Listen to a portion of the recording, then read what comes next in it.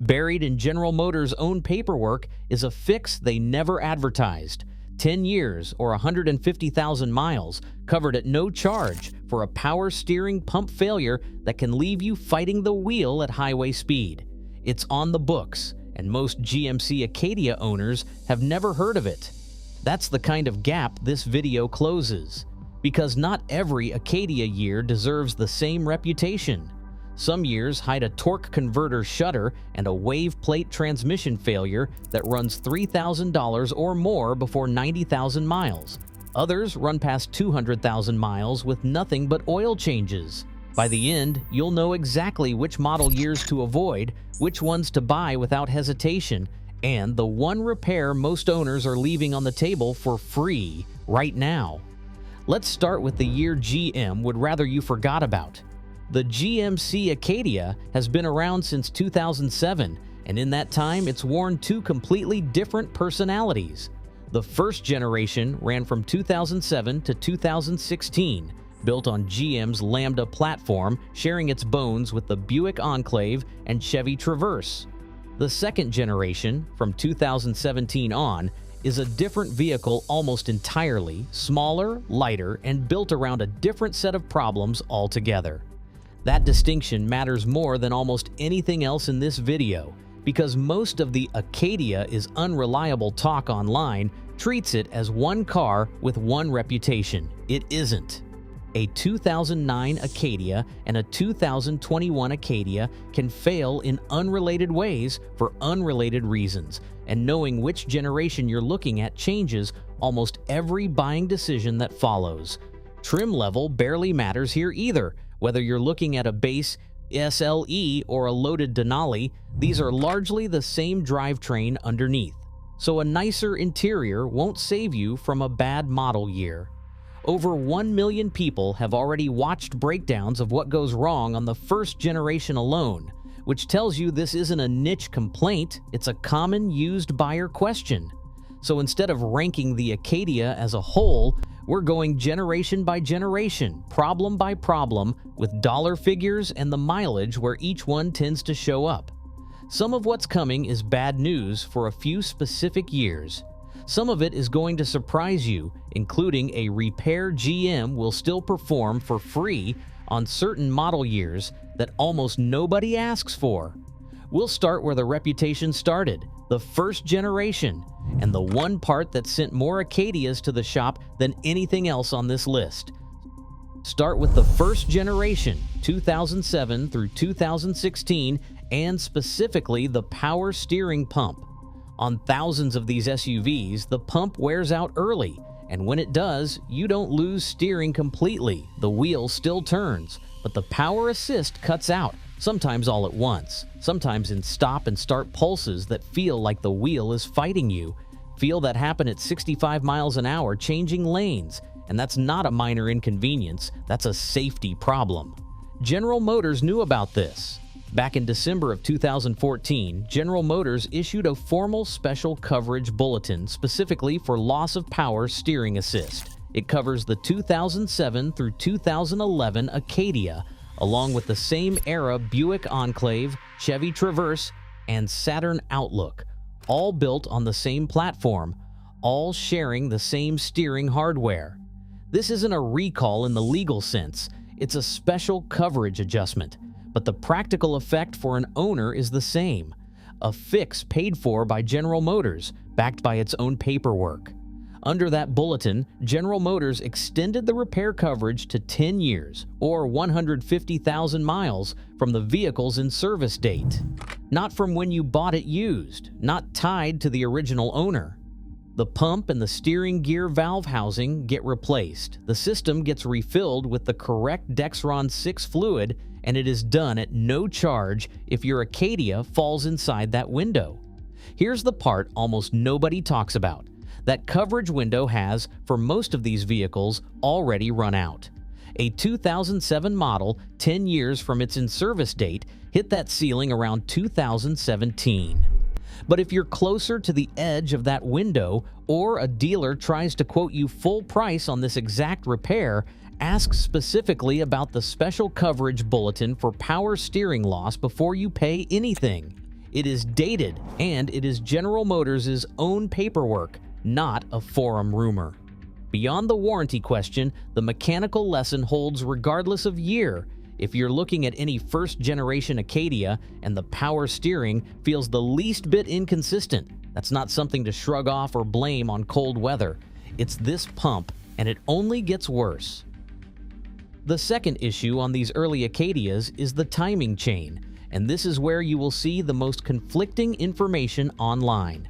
The 3.6-liter V6 in the first-generation Acadia, the same engine that shows up in the Cadillac CTS from the same era, is known for chain stretch, especially on 2007 through 2009 model years. As the chain wears, it throws off the timing between the camshaft and crankshaft, which the engine's computer reads as a sync error, and you will get a check engine light, rough idle, or a rattling noise on cold start that fades as the engine warms up and the chain tensioner takes up the slack. That does not mean every early Acadia develops this problem. Plenty never do, but it is common enough that it belongs on this list, and common enough that you should check for it specifically. If you have made it this far and you are finding this useful, that is exactly the kind of model year specific detail we dig into on every GMC video on this channel, so go ahead and hit subscribe now, because the buying guide for the second generation and the recall almost nobody has heard of is coming up in a few minutes, and you will not want to miss it. Now here is where you have to be careful with what you read online. Some sources describe this timing chain issue as recalled. It is not. There is no distinct recall for the timing chain on this engine. That claim does not hold up. What people are often thinking of is a separate recall entirely. GM did recall roughly 1.18 million Acadias, Enclaves, Traverses, and Outlooks from those years, but for a side airbag and seatbelt-pretensioner wiring issue, which has nothing to do with the engine at all. Do not let the two get mixed up when you are reading reviews, because they lead to two very different conversations with a dealer. What you want to do, chain or no chain, is have a mechanic listen to a cold start on any first-gen Acadia you are considering before the engine warms up and masks the noise, and treat a persistent rattle as a serious negotiating point, not a rounding error. The transmission is where the big money gets spent on these early Acadias. Inside the 6-speed automatic, a component called the wave plate can fail early, sometimes as soon as 20 to 30,000 miles, which is unusually young for a transmission part to give out. Separately, the transmission control module has its own known weak point, a diaphragm that fails and causes erratic shifting, hard shifts, or a delay before the transmission engages, a different symptom from the wave plate, but the same costly destination. And then there's the symptom owners described most often in their own words: a shudder or slip in the torque converter clutch, usually felt at highway speed or climbing an incline, like the transmission can't quite decide what gear it wants. Based on repair receipts owners have posted, this combination of failures shows up most commonly somewhere between 74,000 and 104,000 miles, and the repair bill typically lands between $3,300 and $6,400, depending on whether it's a rebuild or a full replacement. That's a painful number, and it's the single biggest reason the first-generation Acadia gets its reputation. But, and this matters, it is not universal. Plenty of owners in those same comment sections report the opposite: 190,000 miles, 228,000 miles, original transmission, no drama at all. The straightforward read is that this is a commonly reported failure, concentrated in a specific mileage window, not a guaranteed outcome for every single Acadia on the road. This is also not a job to attempt yourself. If you notice any shudder or hesitation, the right move is a transmission specialist's diagnosis, not a driveway repair. It doesn't hurt to ask a dealer about goodwill assistance either. GM has extended goodwill on drivetrain repairs before on a case-by-case basis, though it's never guaranteed. If you're shopping used, that's useful information too. Ask for transmission service records. Ask when the fluid was last changed. And if the Acadia you're looking at has already crossed 110,000 miles without a transmission complaint, that's a good sign, not a countdown clock.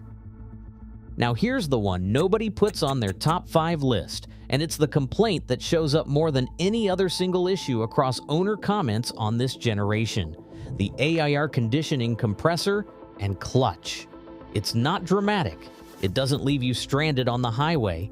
It just quietly stops blowing cold air, and when the clutch inside the compressor seizes instead of engaging smoothly, it can drag the serpentine belt down with it, which can cascade into a second repair you weren't expecting on top of the compressor itself.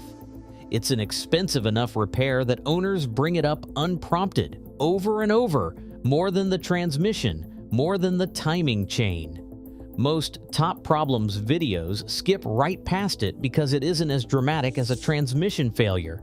We're not skipping it because if you're the one paying the repair bill, commonly reported an expensive costs you money, whether it's dramatic or not. If you're buying used, ask the seller to run the air conditioning on max for a solid 10 minutes before you agree to anything, and listen for any grinding or clicking noise when the compressor clutch cycles on. And this is where the two accounts stop agreeing. Search this SUV online and you'll find people telling you to walk away entirely. Transmission, chain, air conditioning, all of it. Just avoid the whole generation. But read far enough into those same threads, and you'll find just as many owners well past 200,000 miles who never touched a transmission or a compressor in the vehicle's entire life. So here's a direct question, and I want you to answer it in the comments below. If you own or owned a first-generation Acadia, which of these did you deal with, and at what mileage? Because the aggregate story online is avoided, but the individual stories are all over the map, and that gap between the internet's verdict and real ownership experience is exactly the kind of thing a comment section settles better than any script can. Now the second generation, 2017 and later, riding on General Motors' newer, lighter C1 platform, a different set of problems, and a meaningfully more reliable transmission story overall, with one specific exception. The 9-speed automatic in these Acadias, particularly units built in the 2020 through 2022 window, has a known shudder issue, most often felt in that 15 to 30 miles per hour range, the exact speed where you're easing off a stop sign or crawling through a parking lot, so it's hard to miss once it starts. According to reporting from trade outlets covering General Motors' own dealer guidance, on early, low-mileage units, General Motors has directed dealers to skip attempting an internal repair altogether and replace the whole transmission instead, which tells you something about how General Motors itself views the fix versus a repair, and General Motors has also issued internal technical guidance to dealers specifically about shifting concerns on these model years. If you're looking at a 2020 through 2022 Acadia, this is worth a specific test drive move. Find a stretch where you can ease down from about 35 miles per hour to a stop, gently more than once, and pay attention to any shudder or hesitation right around that 15 to 30 miles per hour window, ideally with the air conditioning and radio off so you can feel it in the pedal and the seat, not just hear it. It's a 5-minute check that can save you a very expensive surprise. Beyond the transmission, this generation carries its own smaller list, a coolant temperature sensor fault that's a common, inexpensive fix, an electronic shift-to-park issue that occasionally strands the shifter in gear, an air conditioning actuator repair that dealers have quoted around $1,000, and the same carbon buildup on the direct injection valves that plagues the first generation too. None of these are deal breakers on their own. The transmission shudder on the right model years is the one worth testing for before you sign anything. And then there's the newest item on this list, which is also the one most owners haven't heard of yet, because it's recent enough that it hasn't made its way into the usual years to avoid conversation. In 2023, General Motors issued a recall covering an incorrect sun gear inside the transmission, a small gear at the center of the planetary set that the whole gear train relies on to shift cleanly, affecting roughly 7,800 vehicles across its lineup, and on the Acadia specifically, just over 1,000 of those, about 1,059 2023 model year units. The defect can allow a half shaft to disconnect from the transmission, which is exactly as serious as it sounds for something that's actively turning a wheel at speed. If you're looking at a 2023 Acadia, used or otherwise, this is the first thing to check, not the last. Pull the VIN, run it through the General Motors recall lookup, and confirm the repair was actually completed, not just mailed as a notice. A completed recall repair on a 2023 model is not a red flag at all. Arguably, it is the opposite. Since the fix is free, the part gets replaced with the correct one, and it means the SUV has already had a manufacturing defect corrected rather than left to find on its own down the road. An open recall that was never addressed is the actual problem, and it is worth walking away from regardless of how good the rest of the vehicle looks or how good a price you're being offered. This is also the clearest example of why treating the Acadia as one car misses the point entirely. A 2009 model and a 2023 model do not share a single failure on this entire list. They share a nameplate, and that's about it. Which brings us to the part that matters if you're trying to make a decision today, not just collect trivia about a decade and a half of one SUV. So here's the actual decoder, year by year. On the first generation, 2007 through 2009 carries the highest concentration of timing chain and early transmission complaints. Approach those years the most carefully.